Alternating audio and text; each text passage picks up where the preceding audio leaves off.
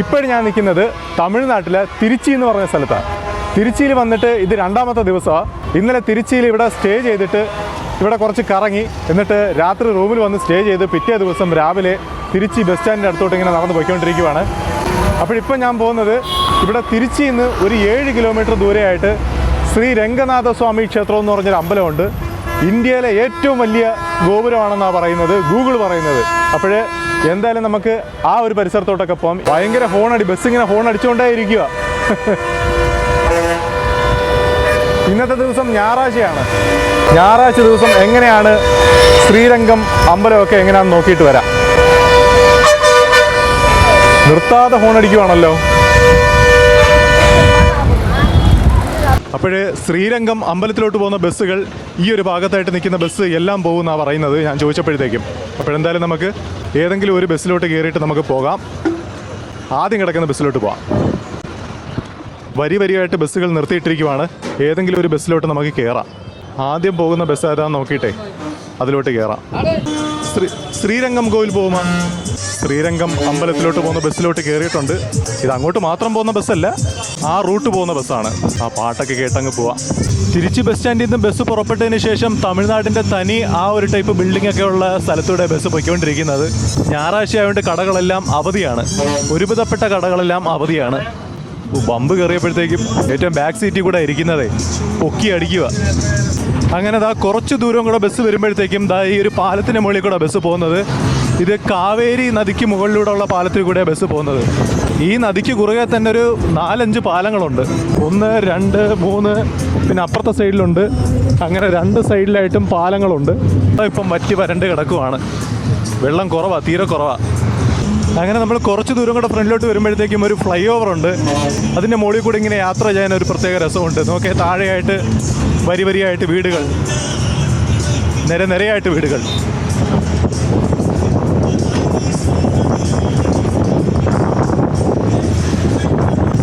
അതായത് ഒരു cinema തിയേറ്ററാണ് Kaveri theatre.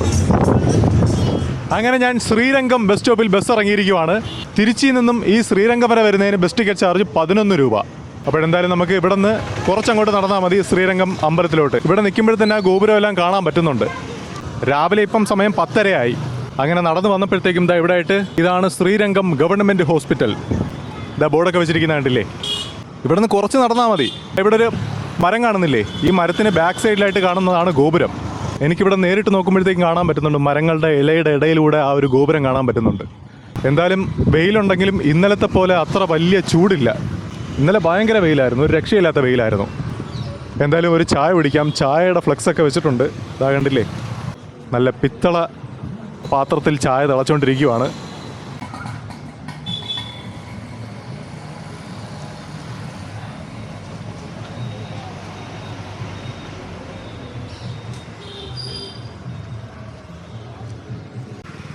അങ്ങനെ ഇപ്പം ഞാൻ നടന്ന് ശ്രീരംഗം ഗോപുരത്തിൻ്റെ ഏകദേശം അടുത്തെത്തി. ഇതാ കണ്ടില്ലേ? ഈ കാണുന്നതാണ് ഗോപുരം. മധുര മീനാക്ഷി അമ്മൻ കോവിൽ ആ ഒരു ഏരിയയിലുള്ള അത്ര ഒരു ക്രൗഡൊന്നും ഇവിടെ ഇല്ല. കുറച്ച് ശാന്തമായിട്ടുള്ളൊരു സ്ഥലമാണ്. ഇന്നത്തെ ദിവസം ഞായറാഴ്ചയാണ്, പക്ഷേ എന്നാലും ഞായറാഴ്ച ഒരുപാട് ആൾക്കാർ വരേണ്ടതല്ലേ? ഒരു പബ്ലിക് ഹോളിഡേ ആകുമ്പോഴത്തേക്കും ഒരുപാട് ആൾക്കാർ വരേണ്ടതാണല്ലോ. മധുരയിലൊന്നും ഈ സമയത്ത് അടുക്കാൻ പോലും പറ്റത്തില്ല. അങ്ങനെ നടന്ന് കറക്റ്റ് ഗോപുരത്തിൻ്റെ ഫ്രണ്ടിലെത്തിയിരിക്കുവാണ്. നോക്കേ, ഇതാണ് ഇന്ത്യയിലെ ഏറ്റവും വലിയ ഗോപുരം, ഏറ്റവും ഉയരമുള്ള ഗോപുരം. നല്ല ഹൈറ്റിലുണ്ട്. അങ്ങനെ ഞാൻ നടന്നു വന്നിട്ട് ഈ അമ്പലത്തിൻ്റെ ഗോപുരത്തിൻ്റെ ഫ്രണ്ടിൽ നിന്നപ്പോഴത്തേക്കും ഇവിടെ ഒരു ചായക്കട. അവിടെ ചായ അടിക്കുന്ന കണ്ടപ്പോഴത്തേക്കും ഒരു ചായയും കൂടെ കുടിക്കാൻ തോന്നി. ഇതാ നോക്കേ, നല്ല അടിപൊളി ചായ. നല്ല പതയൊക്കെ നല്ല പതാന്നിരിക്കുന്ന ചായ.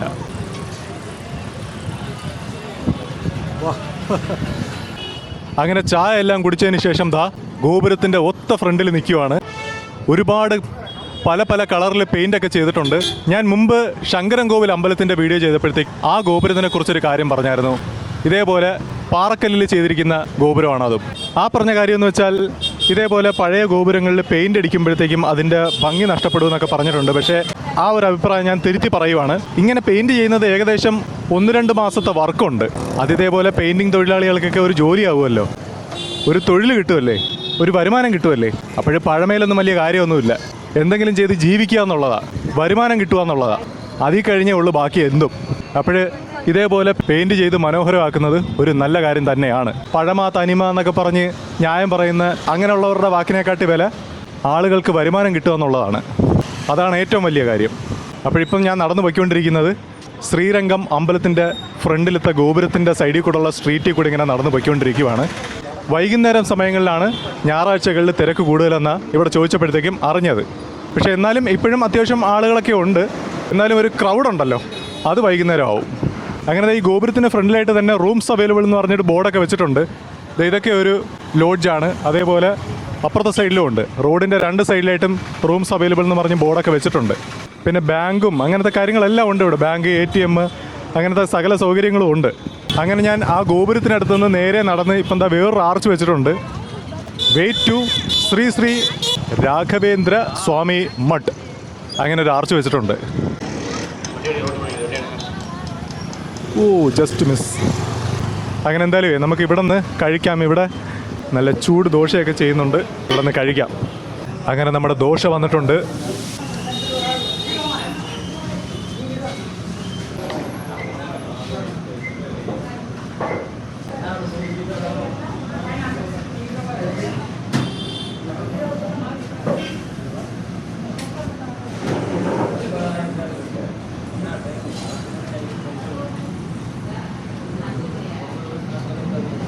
അങ്ങനെ ഞാൻ ദോശയെല്ലാം കഴിച്ച് പുറത്തോട്ടിറങ്ങി. 2 കൽദോശ 60 രൂപ. കൊള്ളാം. അങ്ങനെ ഈ ഗോപുരം നോക്കി ഇങ്ങനെ നടക്കാനൊരു പ്രത്യേക രസമാണ്. ഇങ്ങനത്തെ ഗോപുരങ്ങളുടെ ഒരു പ്രത്യേകതയുണ്ട്. എന്താണെന്നറിയോ? മധുര മീനാക്ഷി അമ്മനാണെങ്കിലും എവിടെ ആണെങ്കിലും നമ്മളിങ്ങനെ നടന്ന് ഫ്രണ്ടിലോട്ട് പോകുമ്പോഴത്തേക്കും അതും ബാക്കിലോട്ട് പോകുന്നതാണൊക്കെ തോന്നും. നിർമ്മാണ രീതി അങ്ങനെ ആയിരിക്കാം.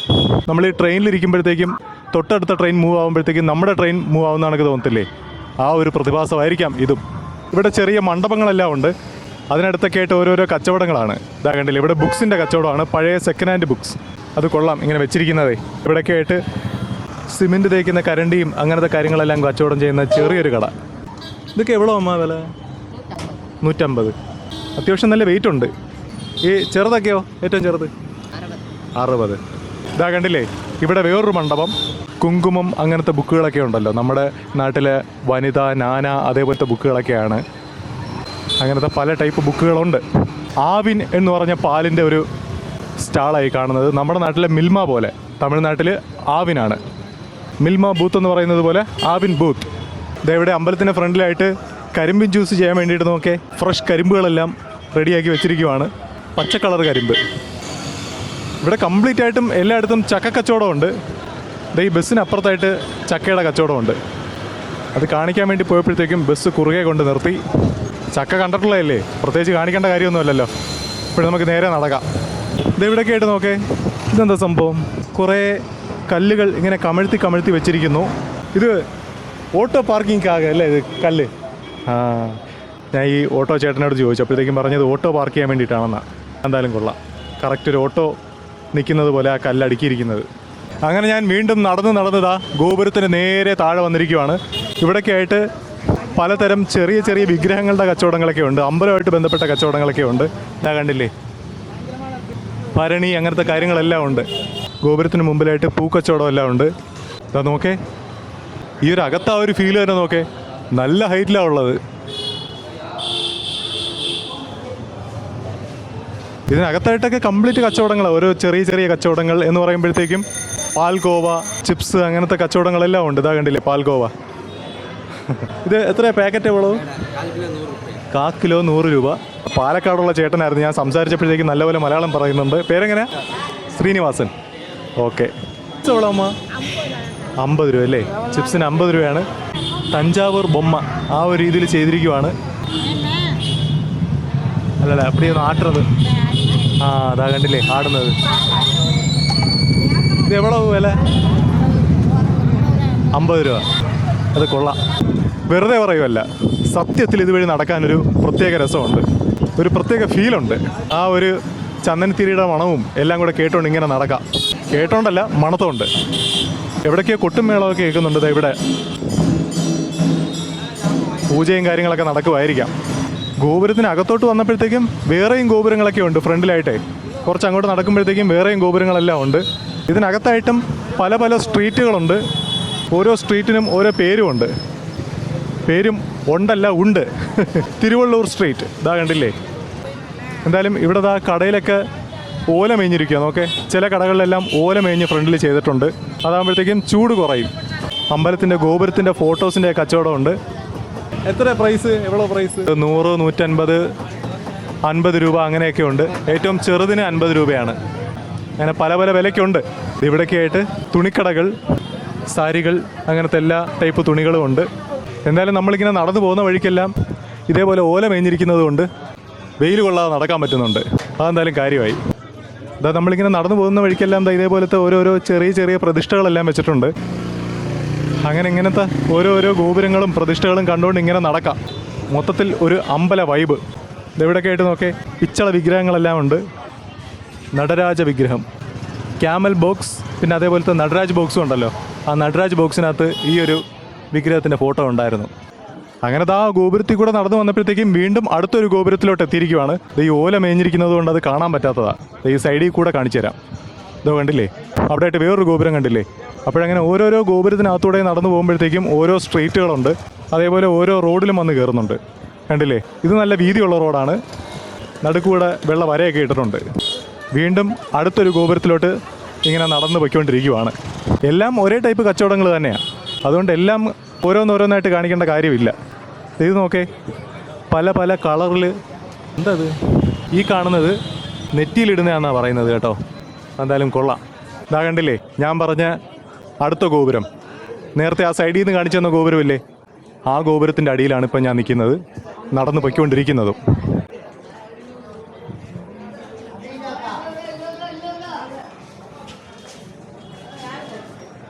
ഇതാ കണ്ടില്ലേ, വീണ്ടും വേറൊരു സ്ഥലത്തോട്ട് എത്തിയിരിക്കുവാണ്. എല്ലായിടത്തും കൊണ്ട് വിഗ്രഹങ്ങളുടെ എല്ലാം കച്ചവടങ്ങൾ. ഇത് കൊള്ളാം അല്ലേ. ഇതാ കണ്ടില്ലേ, ഇവിടെയും അമ്പലത്തിൻ്റെതായ പല പല ബിൽഡിങ്ങുകൾ കാണാം. അങ്ങനെ ഇപ്പം നമ്മൾ നിൽക്കുന്നത് ചെറിയൊരു ഗോപുരത്തിൻ്റെ ഫ്രണ്ടിലാണ്. ലോറിയുടെയൊക്കെ ഫ്രണ്ടിൽ തൂക്കിയിടുന്നൊരു കണ്ടില്ലേ, ഇത് വലുതാ. ഇവിടെ നിന്നും 2 വഴികൾ തിരിയുന്നുണ്ട്. ഒന്ന് അങ്ങോട്ടും അതേപോലെ ഒന്ന് ഇങ്ങോട്ടും. ആ വഴി ജസ്റ്റ് ഒന്ന് നടന്നിട്ട് വരാം. ഇതാ കണ്ടില്ല, ഇവിടെ കോലമൊക്കെ ഇട്ടിരിക്കുന്നതൊക്കെ. എല്ലാ വീടുകളുടെ ഫ്രണ്ടിലും കോലം ഇട്ടിട്ടുണ്ട്, ചെറിയ ചെറിയ കോലങ്ങൾ. ഇതിപ്പം ഈ കാണുന്നത് അമ്പലത്തിൻ്റെ മതിലാണ്. സാധാരണ നമ്മൾ ഈ കാണുന്ന അമ്പലങ്ങളിൽ ചുമപ്പും വെള്ളയും ആ ഒരു പെയിൻറ്റിങ് കാണും. പക്ഷേ ഈ മതിലിൽ അങ്ങനത്തെ ആ ഒരു പെയിൻറ്റിങ് കാണുന്നില്ല. എന്തായാലും ഇങ്ങോട്ട് വെറുതെ ഒന്ന് നടന്നു വന്നതാണ്. ഇതെവിടെയായിട്ട് കലത്തിനകത്ത് ഞാൻ ദൂരെ നിന്ന് കണ്ടപ്പോഴത്തേക്കും കലവാന്നാണ് വിചാരിച്ചത്. പക്ഷേ വഞ്ചി പല പല കളർ ചെയ്തിട്ടുണ്ട്. വഞ്ചിയിൽ ആപ്പിളിൻ്റെയൊക്കെ ഡിസൈനിൽ ചെയ്തിരിക്കുന്നതൊക്കെ വഞ്ചി. ഏതിൻ്റെങ്കിലും ഒന്നിൻ്റെ വില ചോദിക്കാം അല്ലേ. 100 രൂപയാണ് വില.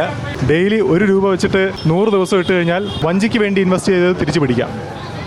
അങ്ങനെ നമ്മൾ വലിയ ഗോപുരം, ചെറിയ ഗോപുരം, മീഡിയം ഗോപുരം, അതേപോലെ പല പല ഗോപുരങ്ങൾക്ക് ഉള്ളിലൂടെ ഇങ്ങനെ നടന്നു വന്നപ്പോഴത്തേക്കും ഇവിടെ ഒരു ഗോപുരം എത്തിയിട്ടുണ്ട്. ഇനിയാണ് ശരിക്കുള്ള അമ്പലത്തിലോട്ട് കയറാൻ പോകുന്നത്. ഗോപുരത്തിന് വെളിയിലായിട്ട് ടൈമിംഗ് എല്ലാം കാണിച്ചിട്ടുണ്ട്. LED ബോർഡിനകത്ത് ടൈമിംഗ് കാണിച്ചിട്ടുണ്ട്. 30/6/2024 ഡേറ്റ് മുകളിലിട്ടിട്ടുണ്ട്. ഇവിടെ ഞാൻ പറഞ്ഞതുപോലത്തെ, നേരത്തെ പറഞ്ഞില്ലായിരുന്നോ അമ്പലത്തിൻ്റെ മതിലിൽ ചുമപ്പും വെള്ളയും പെയിൻറ്റ് കാണുമെന്ന്, അങ്ങനത്തെ പെയിൻ്റെല്ലാം ഇവിടെ അടിച്ചിട്ടുണ്ട്. ഇതൊരുപാട് ഹൈറ്റുള്ള ഗോപുരമല്ല, പക്ഷേ ഇതൊരുപാട് വീതി ഫീൽ ചെയ്യുന്നുണ്ട്. ഇതാ കണ്ടില്ല, ഇവിടെയൊക്കെ ആയിട്ട് ചെരുപ്പ് സൂക്ഷിക്കാൻ വേണ്ടിയിട്ടുള്ള ലോക്കറെല്ലാം ഉണ്ട്. ചെരുപ്പും സൂക്ഷിക്കാം, ബാഗും വെക്കാം. ഒരു ബാഗ് വെക്കുന്നതിന് 5 രൂപയാണ് ചാർജ്. ഇതവിടെ റേറ്റൊക്കെ എഴുതി വെച്ചിട്ടുണ്ട്, കണ്ടില്ലേ, 5 രൂപ. ഗോപുരത്തിന് വെളിയിലായിട്ട് ഒരു രഥം വെച്ചിട്ടുണ്ട്. സാധാരണ നമ്മൾ കഴിഞ്ഞ വീഡിയോയിലെല്ലാം കണ്ടില്ലായിരുന്നോ, ഷീറ്റിട്ട് മൂടി വെച്ചിരിക്കും. ഉത്സവം, തെരുവിഴ അങ്ങനത്തെ പരിപാടി വരുമ്പോഴത്തേക്കും ഈ കവറിങ് എല്ലാം മാറ്റിയിട്ട് പുറത്തിറക്കും. അങ്ങനെ ഈ കാണുന്ന വീതിയുള്ള ഗോപുരത്തിൻ്റെ ഫ്രണ്ടിലായിട്ടും പലതരം കച്ചവടങ്ങളെല്ലാം ഉണ്ട്. ഇത് നോക്കേ, ഹനുമാൻ്റെ ഒരു കീച്ചേനാന്ന് തോന്നുന്നു. കാറിൽ കെട്ടാനുള്ള അല്ലേ. ഇത് എത്ര വില? 30 രൂപ അല്ലേ. ഇത് ശിവൻ്റെത്. ഇത് ശിവൻ. ഇത് ഗുരുവായൂരപ്പൻ. ഓ, കയ്യിലിടുന്നതല്ലേ. തിരുപ്പതി കൈക്കിടാനുള്ള അല്ലേ. ഓ, എന്തായാലും പോയിട്ട് റിട്ടേൺ വരട്ടെ. എത്ര വില എങ്ങനെ? ഇത് 250 രൂപ.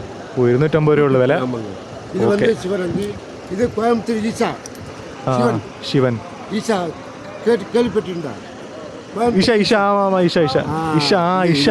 ഇഷ സ്റ്റാച്യു അങ്ങനെ എല്ലാം ഉണ്ട്. എല്ലാം 250 രൂപയാണ് വില. ഓക്കെ, പോയിട്ട് വരാം. ഇതാ ഇവിടെ ഒരു കടയിൽ ഒരുപാട് പുളിമുട്ടായികൾ തൂക്കിയിട്ടിരിക്കുന്നുണ്ട്. വലിയ പാക്കറ്റ് 25 രൂപയാണ് വില. എന്താ, ഇളന്തപ്പഴോ?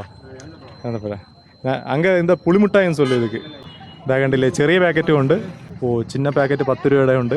ഈ പരന്നിരിക്കുന്ന എന്ത് സംഭവം എന്നറിയാവോ? ഇത് ദാ ഇങ്ങനത്തെ ഇതിനകത്ത് അരിയുണ്ട്. ഇതാ കണ്ടില്ലേ ഈ അരി കാണത്തില്ല ഇതിനകത്ത്. ഇത് കംപ്ലീറ്റ് അരച്ച് വെച്ചിരിക്കുവാണ്. 25 രൂപയാണ് വില. അപ്പോഴെന്തായാലും ഇതൊരെണ്ണം മേടിക്കാം. രണ്ടെണ്ണം എടുത്തു. അങ്ങനെ നമ്മൾ അമ്പലത്തിനകത്തെല്ലാം കയറിയിട്ട് പുറത്തോട്ടിറങ്ങുന്ന വഴിക്ക് ഇതാ ഇവിടെ ആയിട്ട് ഒരു വെള്ള ഗോപുരം കാണാം. ഇതും അത്യാവശ്യം ഹൈറ്റുള്ളൊരു ഗോപുരമാണ്.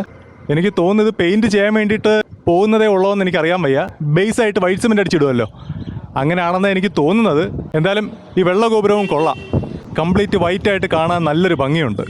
അങ്ങനെ ഈ വെള്ള ഗോപുരത്തിന് ഓപ്പോസിറ്റ് സൈഡായിട്ടും ഇതേപോലത്തെ ചെറിയ ചെറിയ ഗോപുരങ്ങളുണ്ട്. അങ്ങനെ ആ വെള്ള ഗോപുരത്തിന് നേരെ ഓപ്പോസിറ്റുള്ള ഈ ഗോപുരത്തിനകത്തൂടെ, ഈ ചെറിയ ഗോപുരത്തിനകത്തൂടെ ഇങ്ങനെ വരുമ്പോഴത്തേക്കും ഗോപുരത്തിന് ചുറ്റുമുള്ള റോഡെല്ലാം നല്ല നീറ്റായിട്ടുള്ള റോഡാണ്. നല്ല ഹൈവേ പോലില്ലേ കാണാൻ. ഇവിടെ ആയിട്ടൊരു സൈക്കിൾ റിക്ഷ. മധുരയിലെല്ലാം ഉണ്ട്. മധുര മീനാക്ഷി അമ്മൻ കോവിലിൻ്റെ പരിസരത്തെല്ലാം സൈക്കിൾ റിക്ഷയുണ്ട്. ഇവിടെയും ഒരു സൈക്കിൾ റിക്ഷ ഞാൻ കണ്ടു. ഇത് എവിടെയായിട്ട് നോക്കേ, പഴയ പൈപ്പ് നോക്കേ. തണ്ണി വരുമാ വരാതില്ലേ? ആ പോലാം. നിങ്ങൾ ടീ കുടിച്ചിട്ട് പോകും. സൈക്കിൾ റിക്ഷയുടെ ചേട്ടൻ ചായ കുടിച്ചുകൊണ്ടിരിക്കുകയാണ്. ഇപ്പം സമയം 12:45 നട്ടുച്ച സമയത്ത്. ഇതിൽ റെയിൽവേ സ്റ്റേഷൻ വരെ പോകുന്നതിന് 40 രൂപയാണെന്നാണ് പറഞ്ഞത് ചാർജ്. ശ്രീരംഗം റെയിൽവേ സ്റ്റേഷൻ്റെ പരിസരത്തോട്ട് ഒന്ന് പോവാം. ഓക്കെ, അപ്പോൾ എന്തായാലും നമുക്ക് നമ്മുടെ സൈക്കിൾ റിക്ഷയിലോട്ട് കയറാം. ഓക്കെ പോലാം.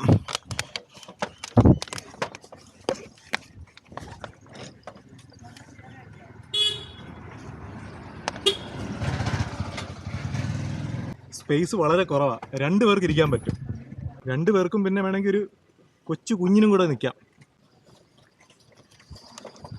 വലുതായിട്ട് കയറ്റമോ കാര്യങ്ങളോ ഒന്നും ഇല്ലാത്തത് കൊണ്ടേ സൈക്കിൾ റിക്ഷ വലിയ പാടില്ലാന്നൊന്നും പറയാൻ പറ്റത്തില്ല. പാട് തന്നെയാണ്, പക്ഷെ എന്നാലും ചവിട്ടി പോകാൻ പറ്റും. ഇത് എവിടത്തേക്ക് വീടുകൾ നോക്കേ, ഒരു അമ്പലം സ്റ്റൈലുണ്ടല്ലേ കാണാൻ. അത് കൊള്ളാം. ഈ അമ്പലവും പരിസരവുമായിട്ടുള്ള ഈ ഒരു വീടുകളെല്ലാം ഈ ടൈപ്പ് വീടുകളാണ്. ഒരു അഗ്രഹാര ശൈലിയിലുള്ള വീടുകളാണ്. ഉങ്ങളോட പേര് എന്നണ്ണേ? വെങ്കടേഷ്. എവ്വളോ നാളാ ഓട്ടുറേ സൈക്കിൾ? 35 வருஷமா ஓட்டுறேன். 35 வருஷமா? அந்த ஏகாதசி முடிஞ்சே 35. ஓ, ஏகாதசி திருவிழா முடிஞ்சு போச்சு. 35 வருஷம். ഓ 35 വർഷമായിട്ട് സൈക്കിൾ ചവിട്ടുന്നുണ്ട്. அதுக்கு முன்னே கடையில் தான் வேலை பார்த்தேன். ഓ, അതിന് മുമ്പായിട്ട് കടയിലാണ്. ചപ്പാത്തി, ദോശ, ഹോട്ടൽ. പൊറോട്ട, ചപ്പാത്തി, ദോശ ഹോട്ടലിലൊക്കെയാണ് ജോലി ചെയ്തത്. പൊറോട്ട അടിக்கிறதுக்கு ரொம்ப டிமாண்ட் இருக்குல்ல அந்த வேலைக்கு? நல்ல சம்பளம். 500 தரும் இல்ல?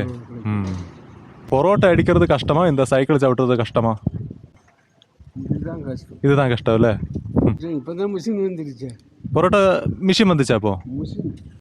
ஓ, உப்பு போட்டு சுவிட்சே போட்டா போதும். தண்ணியை போட்டு உப்பை போட்டு சுவிட்ச் போட்டா பொரோட்டா ரெடி. பொரோட்டா ரெடி. ஓ, நம்ம வீசணும். வீசுக்கு ஒரு ஆள் வேணும். ஆள் இல்லாமல் முடியாது.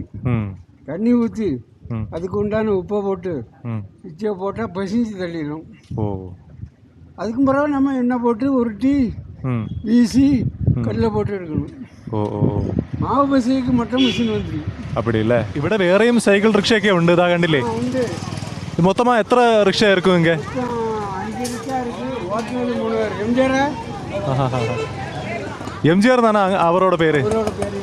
ഓ, ഇവിടെ മൊത്തം 5 സൈക്കിൾ റിക്ഷയുണ്ട്. സൈക്കിൾ ചവിട്ടാൻ 3 പേരുമുണ്ട്. അങ്ങനെ മാറി മാറി ചവിട്ടും അല്ലേ? അപ്പോഴിതാ ഇപ്പം നമ്മൾ പൊയ്ക്കൊണ്ടിരിക്കുന്നത് ശ്രീരംഗം ഒരു ചെറിയ മാർക്കറ്റിലൂടെയാണ് പോകുന്നത്. അങ്ങനെ നമ്മൾ കുറച്ച് ദൂരം സൈക്കിൾ റിക്ഷയിൽ യാത്ര ചെയ്ത് വന്നതിന് ശേഷം ദാ ഇവിടെ ഒരു ആർച്ചിൻ്റെ അടുത്ത് വന്നിരിക്കുവാണ്. ദാ ഇവിടെ ഒരു ആർച്ചൊക്കെ കാണാം. ആർച്ച് വലിയൊരു മതിലിൻ്റെ ഭാഗമായിട്ടുള്ളൊരു ആർച്ചാണ്. കണ്ടില്ലേ? വലിയൊരു മതിലിൻ്റെ ഭാഗമായിട്ട് അതിൻ്റെ നടുക്കായിട്ടൊരു ആർച്ചാണ്. ചെറിയൊരു മാർക്കറ്റായത്. ഇവിടെ ഒരു ഇറച്ചിക്കടയായത്. മട്ടൻ വെട്ടി തൂക്കിയിട്ടിരിക്കുന്നത് കാണാം. ഉങ്ക പേര് വെങ്കടേശൻ. ഓക്കെ, അപ്പം മറുപടി ഇങ്ങനെ വരുമ്പോൾ പാക്കലാം. Okay okay. അങ്ങനെ ഇതാണ് ശ്രീരംഗം റെയിൽവേ സ്റ്റേഷൻ. അങ്ങനെ ഞാൻ ശ്രീരംഗം റെയിൽവേ സ്റ്റേഷനിൽ പോയ കാര്യം എന്താണെന്ന് വെച്ചാൽ എനിക്ക് സൂപ്പർ ഒരു പണി കിട്ടി. കാര്യം ഫോണിൻ്റെ ഡിസ്പ്ലേ പോയി. ഡിസ്പ്ലേ അനങ്ങുന്നില്ല, വെട്ടവും കാണുന്നില്ല, ഒന്നും കാണുന്നില്ല. അതിനകത്താണ് ഗൂഗിൾ പേയും ഫോൺ പേയും കാര്യങ്ങളും എല്ലാം ഉള്ളത്. അങ്ങനെ ആ ഫോണില്ലാതെ ഒരു പരിപാടിയും നടക്കത്തില്ല. അപ്പോൾ ഞാൻ വിചാരിക്കുന്നതെന്ന് വെച്ചാൽ ഇവിടെ നിന്ന് തിരിച്ച് നാട്ടിലോട്ട് വിടാനാണ് വിചാരിക്കുന്നത്. ഈ ശ്രീരംഗത്ത് പോയിട്ട് ശ്രീരംഗം റെയിൽവേ സ്റ്റേഷനിൽ പോയിട്ട് മധുരയിൽ നിന്ന് കൊല്ലത്തോട്ടുള്ള ട്രെയിൻ ബുക്ക് ചെയ്തു. മധുരയിൽ നിന്ന് കൊല്ലം വരെ സ്ലീപ്പറിന് തത്കാൽ എടുത്തു. തത്കാലിന് പ്രീമിയം തത്കാലിന് 420 രൂപയാണ് ചാർജ്. മധുരയിൽ നിന്ന് രാത്രി 11:30 ട്രെയിനാണ് ബുക്ക് ചെയ്തിരിക്കുന്നത്. മധുരയിൽ നിന്ന് പുനലൂർ എന്ന് പറഞ്ഞ സ്ഥലത്തോട്ട് പോകുന്ന ട്രെയിനാണ്. മധുരയിൽ നിന്ന് രാത്രി 11:30 എടുക്കുന്ന വണ്ടി പിറ്റേന്ന് രാവിലെ ഒരു 8-8:30 ആകുമ്പോഴത്തേക്കും കൊല്ലം റെയിൽവേ സ്റ്റേഷനിലെത്തും. അപ്പോൾ ആ ഒരു ടിക്കറ്റാണ് ഞാൻ എടുത്തിരിക്കുന്നത്. ഞാൻ ഈ വീഡിയോ ഇവിടെ വെച്ച് നിർത്തുമല്ല, ഞാനിപ്പം ഈ ഷൂട്ട് ചെയ്യുന്ന ഈ ഒരു ക്യാമറയുടെ ആ ഒരു ബാറ്ററി തീരുന്നത് വരെ ഷൂട്ട് ചെയ്തുകൊണ്ടിരിക്കും. അതെപ്പോഴും തീരുന്നോ അവിടെ വെച്ച് നിർത്തും. അങ്ങനെ ഞാൻ എന്താ ഒരു ഷെയർ ഓട്ടോയിൽ കയറിയിട്ട് ഒരു സ്ഥലത്ത് വന്ന് ഇറങ്ങിയിരിക്കുവാണ്. ഷെയർ ഓട്ടോയിൽ ആ ചേട്ടൻ എന്നോട് ഇങ്ങോട്ട് വന്ന് ചോദിച്ചു എങ്ങോട്ട് പോകാനാണ്, 10 രൂപ തന്നാൽ മതി, ഈ സ്ഥലത്ത് കൊണ്ട് ഇറക്കാമെന്ന് പറഞ്ഞു. ഈ സ്ഥലത്തിൻ്റെ പേരാണ് തിരുവാണൈക്കോവിൽ. അപ്പോൾ ആ തിരുവാണൈക്കോവിൽ എന്ന് പറഞ്ഞ സ്ഥലത്താണ് ഇപ്പോൾ നിൽക്കുന്നത്. അപ്പോൾ ഇവിടെയൊക്കെ ആയിട്ട് കൂടുതലായിട്ടും എന്താ ചൂരലിൻ്റെ കസേരകളും പിന്നെ കൊട്ട വട്ടി അങ്ങനത്തെ സംഗതികളെല്ലാം ഉണ്ട്. ഇവിടെ അങ്ങോട്ട് വരിവരിയായിട്ടൊക്കെ ഉണ്ടായിരുന്നു കുറേ കടകൾ ഇതേപോലത്തെ. ഇത് എவ்வளோ വരുവാണ് ഇത് വില? ഒരാൾ 120 കിലോ ഉണ്ടെങ്കിലും ഇരിക്കാൻ പറ്റും. ഓ 3800. കൊളുത്തിലിങ്ങനെ കയറ് കെട്ടി തൂക്കിയിടുന്നതാണ്. ഒരാൾ 120 കിലോ ഉണ്ടെങ്കിലും അത് ഇതിനകത്ത് ഇരിക്കാൻ പറ്റുമെന്നാണ് പറയുന്നത്. 3800 രൂപ.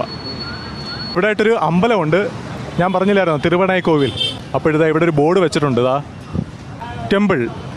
നമ്മുടെ നാട്ടിലൊന്നും അങ്ങനെ ഈ അമ്പലത്തിൻ്റെ സിമ്പിളുകൾ അങ്ങനെ കാണാറില്ല. കാര്യം നമ്മുടെ നാട്ടിൽ മുക്കിന് അമ്പലങ്ങൾ കുറവല്ലേ. തമിഴ്നാട്ടിൽ എങ്ങോട്ട് തിരിഞ്ഞാലും അമ്പലങ്ങളാണ്. അപ്പോൾ ഇതുവഴി അങ്ങോട്ട് പോകുന്നത് നമ്മൾ നേരത്തെ കണ്ടതുപോലത്തെ ഒരു ഗോപുരമൊക്കെ ഉള്ളൊരു അമ്പലമാണ്. ആ അമ്പലത്തിൻ്റെ പേരാണ് തിരുവണൈക്കോവിൽ. സമയം ഇങ്ങനെ ടകയെന്ന് പൊയ്ക്കൊണ്ടിരിക്കുകയാണ്. അതാ ഇപ്പം സമയം 2 മണിയാവാൻ പോകുന്നു. നേരത്തെ നമ്മൾ യാത്ര തുടങ്ങിയത് ഒരു 10-10:30 സമയത്താണ്. കുറച്ച് മുമ്പ് അങ്ങോട്ട് ചായ കുടിച്ചതേ ഉള്ളൂ. ഇപ്പം ഊണ് കഴിക്കാൻ സമയമായി. ഇപ്പം നടന്ന് അമ്പലത്തിൻ്റെ മെയിൻ ഗോപുരത്തിൻ്റെ ഫ്രണ്ടിൽ എത്തിയിരിക്കുവാണ്. നമ്മൾ നേരത്തെ കണ്ട അതേപോലത്തെ ആ ഒരു അമ്പലത്തിൻ്റെ സെയിം വൈബ് തന്നെ ഇവിടെ ഉള്ളത്. ഷെയർ കിട്ടിയപ്പോഴത്തേക്കും ഇങ്ങോട്ടൊന്ന് കയറി വന്നതേ ഉള്ളൂ. ഇവിടെ ഒരുപാട് കിടന്ന് കറങ്ങുന്നതൊന്നുമില്ല. നേരത്തെ കണ്ട അതേപോലത്തെ സെയിം കാഴ്ചകൾ തന്നെയാണ്. അതുകൊണ്ട് ജസ്റ്റ് ഇങ്ങോട്ടൊന്ന് വന്നു. ഇനി നമുക്ക് തിരിച്ചങ്ങ് പോവാം. ഈ ഗോപുരത്തിനടുത്ത് വരണമെന്നുണ്ടായിരുന്നു, അങ്ങനെ ഒന്ന് വന്നതാണ്. നമ്മൾ നേരത്തെ കണ്ട ഗോപുരം വലിയൊരു ഗോപുരം കണ്ടതുകൊണ്ട് ഇതും വലിയൊരു ഗോപുരമാണ്, പക്ഷേ എന്നാലും അത്ര വലിയ വലിപ്പം തോന്നിക്കുന്നില്ല. നമ്മളങ്ങനെ മെയിൻ റോഡിൽ നിന്ന് അകത്തോട്ടുള്ള വഴി ഇങ്ങനെ നടന്നു വരുമ്പോഴത്തേക്കും ഇവിടെ ആയിട്ടൊരു മണ്ഡപം എല്ലാം കാണാം. നമ്മൾ നേരത്തെ കണ്ട അതേപോലത്തെ മണ്ഡപം തന്നെ ഇവിടെ ഉള്ളത്. ഇവിടെ ആയിട്ട് ചെരുപ്പ് സൂക്ഷിക്കുന്നതിന് വേണ്ടിയിട്ടുള്ള സ്ഥലമാണ്. എന്തായാലും കൊള്ളാം. ഇങ്ങോട്ട് വന്നില്ലായിരുന്നെങ്കിൽ വലിയ നഷ്ടമായി പോയേനെ. ഈ സ്ഥലവും കാണാൻ നല്ല ഭംഗിയുണ്ട്, ഒരു പ്രത്യേക വൈബുണ്ട്. ഞാൻ നേരത്തെ ശ്രീരംഗം അമ്പലത്തിനകത്ത് കയറിയപ്പോഴത്തേക്കും ഇതേപോലത്തെ മാറ്റ് വിരിച്ചിട്ടുണ്ടായിരുന്നു വെയിലത്ത് നടക്കാൻ വേണ്ടിയിട്ടേ. ഇവിടെ ആയിട്ടൊരു കുളം കാണാം. കുളം വെള്ളമൊന്നുമില്ല, വറ്റി വരണ്ട് കിടക്കുവാണ്.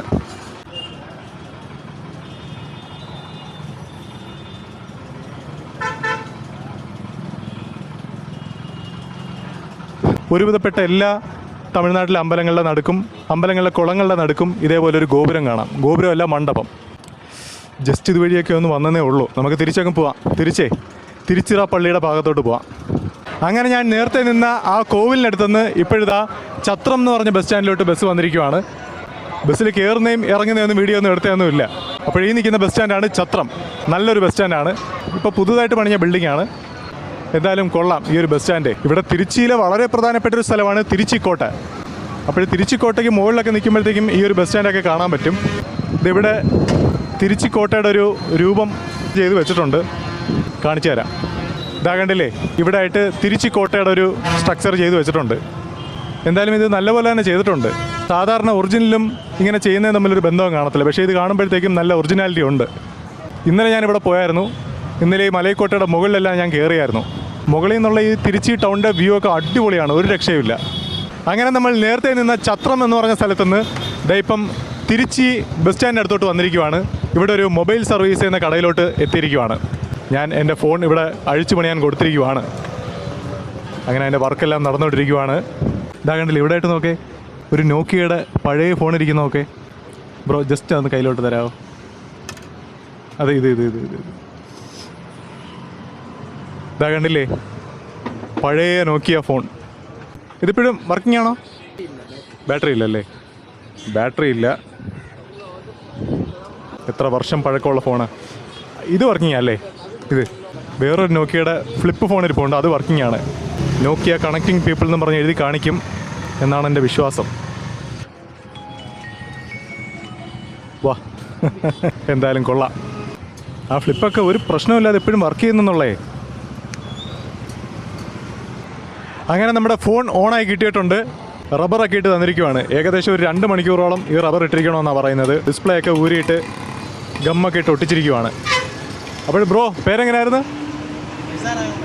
നിസാർ അഹമ്മദ്. ഓക്കെ, ശരി, പാക്കല. അപ്പോഴെന്തായാലും ഞാനിനിയിപ്പോൾ ഇവിടെ നിന്ന് നാട്ടിലോട്ട് വിടുവാണ്. റൂമിൽ പോയി കുറച്ച് നേരം റെസ്റ്റ് ചെയ്യണം. എന്നിട്ട് ഇവിടെ നിന്ന് വൈകി എക്സ്പ്രസ് ഉണ്ട്, അതിൽ കയറിയിട്ട് മധുരയിൽ പോവുക. മധുരയിൽ നിന്ന് നാട്ടിലോട്ട് വിടുക. മധുരയിൽ നിന്ന് രാത്രി 11:25, 11:30 ആ ഒരു സമയത്ത് മധുരൈ പുനലൂർ എക്സ്പ്രസ് ഉണ്ട്. അപ്പോഴതിൽ കയറി വിടുക. അതാണ് എൻ്റെ ലക്ഷ്യം. അപ്പോഴെന്തായാലും നമ്മുടെ ഈ വീഡിയോ ഇവിടെ വെച്ച് നിർത്തുവാണ്. നമുക്ക് അടുത്ത വീഡിയോയിൽ കാണാം.